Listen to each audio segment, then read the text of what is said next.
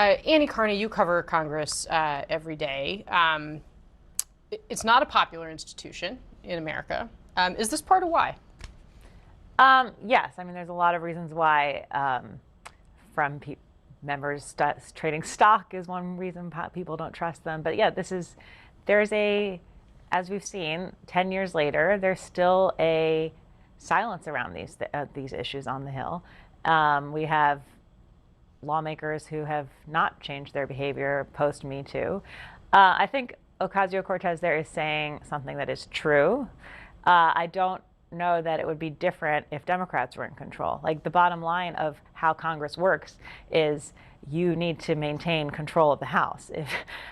So, like, for instance, when the first Swalwell allegations came out, Hakeem Jeffries and Democratic leadership called for him to resign from the governor's race.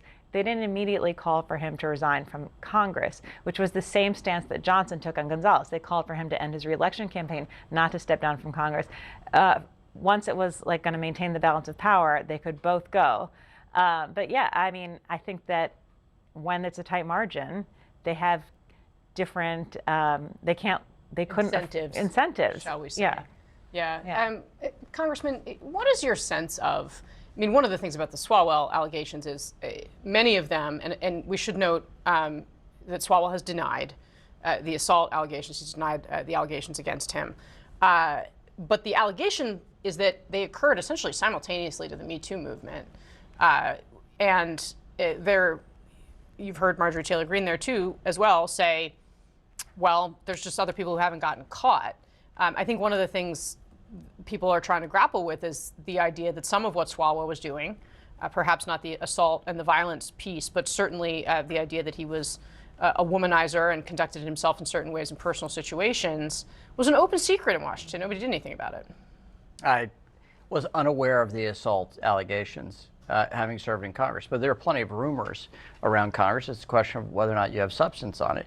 This is a question for party leaders, though, frankly. And he hits on the key dynamic here, which is the leaders of both parties have shown no profiles in courage in removing the worst actors within their party. And that's where we are. Because that wasn't always true. I mean, it was not true. Speaker Boehner had multiple meetings with members where he said, you have two options here. One is you resign, or I will have an expulsion vote on you this afternoon. I'll give you an hour to decide. And he had this with some terrible actors, but less terrible than this. Speaker Ryan had similar challenges. I remember to this. some of those. Yeah. So we've been through this, and Congress had to change our rules as a result of that. Clearly not enough, but you have to have party leaders to discipline their members and say, you got to be out of here. It's not good for the body politic. It's not good for America. One thing that I find interesting on the dynamic on the Hill right now is the party leaders are not doing that. The people who are doing that are the women. Lauren Boebert and Anna Paulina Luna have basically bipartisan, by the way. These are two MAGA women who have basically said, my office is open. Come to me if you have a complaint. We're going to push this stuff out, and they're willing to break with their party on these matters. They've shown they break on Epstein and on matters of harassment on the Hill. Donald Trump has also been accused of rape, assault. Lots of things, and they of course they won't go there, these Republican women, but they are trying in their little pool on the Hill to go after their colleagues. They don't go after Trump, but they go after their colleagues, and the women have been somewhat effective in pushing this forward. I mean, Luna was threatening to move a motion to expel Swalwell. I think that pushed them to resign. I mean, they did get action on that. There is a major moment that we were in.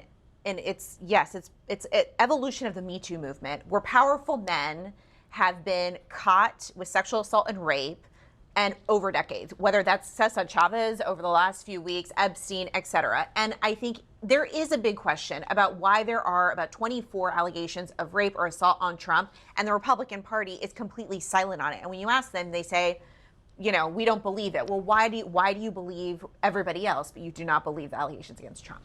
All right, coming up next.